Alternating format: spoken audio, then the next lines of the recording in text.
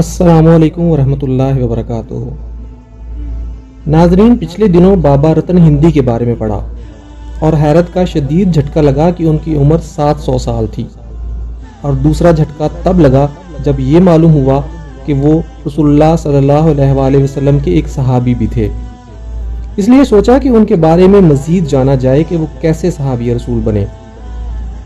بابا رتن ہندی کا نام رتن ناتھ ابن نصر ہے اور ان کا تعلق بھارتی شہر بھٹنڈا سے تھا، اور روایت کے مطابق پیشے کے لحاظ سے وہ تاجر تھے جو کہ عرب ممالک میں اپنے مال کی فروخت کے لیے جایا کرتے تھے۔ وہ بیان کرتے ہیں کہ ایک بار ہمارے عرب کے تجارتی دورے کے دوران ہم مکہ مکرمہ کے راستے گئے اور اس دوران ایک چھوٹے سے گاؤں سے گزر ہوا۔ جب ہم نے دیکھا ایک چھوٹا سا خوبصورت لڑکا جو بکریوں کے ریوڑ کے ساتھ قریبی نالی کو عبور کرنے کی کوشش کر رہا تھا۔ شدید بارش کی وجہ سے پانی کا بہاؤ تیز تھا، تمام بکریاں کود پڑیں، لیکن چھوٹے لڑکے کو عبور کرنے میں دشواری ہوئی۔ بنیادی زبان کو اندازے سے استعمال کرتے ہوئے میں نے مدد کرنے کی پیشکش کی جو قبول کر لی گئی۔ چنانچہ میں نے خوبصورت لڑکے کو اپنے کندھوں پر اٹھایا اور دوسری طرف چل پڑا۔ اس خوبصورت لڑکے نے دعا کے لیے یہ الفاظ کہے: اللہ آپ کو لمبی عمر عطا کرے۔ اس لڑکے نے یہ دعا 7 بار کی۔ کسی بچے میں ایسی تشکیل دیکھنا حیرت زدہ اور غیر معمولی تھا۔ اسے دوسری جانب چھوڑ پہنچا کر ہم نے اپنے تجارتی سفر کو آگے بڑھایا۔ 50 برس گزر جانے کے بعد ہم اپنے گاؤں کے جنگل کے بیچ میں بیٹھے تھے کہ ہم نے دیکھا کہ چاند 2 حصوں میں تقسیم ہوا ہے، اور پھر دیکھتے ہی دیکھتے ٹکڑے دوبارہ سے آپس میں جڑ گئے۔ ہم نے اس سے پہلے کبھی ایسا منظر نہیں دیکھا تھا، لہٰذا حیرت زدہ ہو گئے۔ لوگوں سے وضاحت کے لیے پوچھ گچھ کرنے لگے۔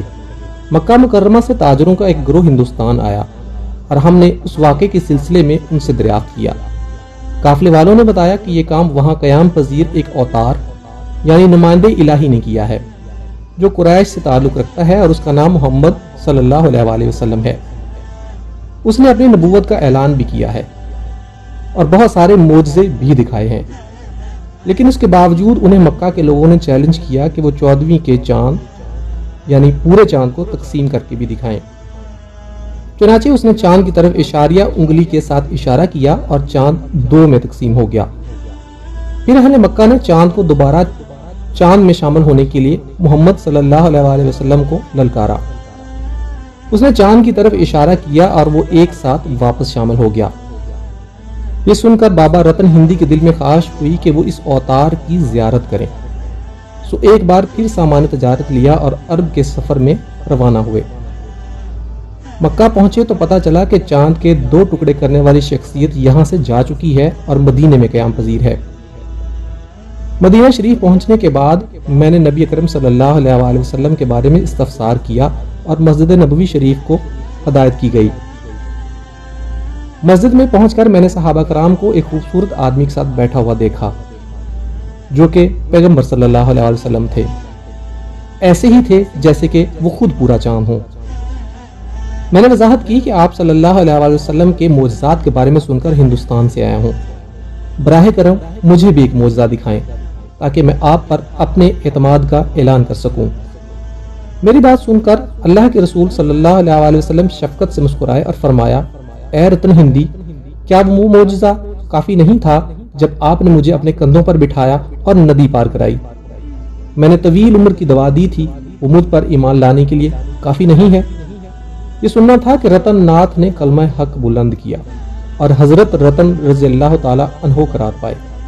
یہ بھی رسول اللہ صلی اللہ علیہ وآلہ وسلم کا معجزہ ہے کہ بابا رتن ہندی نے 700 سال کی عمر پائی، کیونکہ نبی پاک صلی اللہ علیہ وآلہ وسلم نے ان کے لیے 7 بار دعا فرمائی۔ رسول اللہ صلی اللہ علیہ وآلہ وسلم کے یہ صحابی بھارتی شہر بھٹنڈا میں آسودہ خاک ہیں۔ ان کی وہاں موجودگی سے آج بھی لوگ فیض حاصل کر رہے ہیں۔ بابا رتن ہندی کا تذکرہ علامہ ابن حجر اسقلانی نے اپنی تصنیف الصحابہ جلد اول میں کیا ہے۔ علاء الدین سمنانی نے اپنی کتاب فصل الخطاب میں ان کا ذکر کیا ہے، جبکہ شاہ ولی اللہ نے بھی ان کا تذکرہ کیا ہے۔ معروف مصنف اشفاق احمد نے بھی اپنے مشہور زمانہ تصنیف زاویہ میں ان سے مسنوب ایک کرامت کا تذکرہ کیا ہے۔ بابا رتن ہندی کا یہ مختصر سا تعارف تھا، لیکن حقیقت صرف اللہ تعالیٰ کی ذات ہی بہتر جانتی ہے۔ آپ اپنی رائے سے لازمی آگاہ کیجیے گا۔ شکریہ.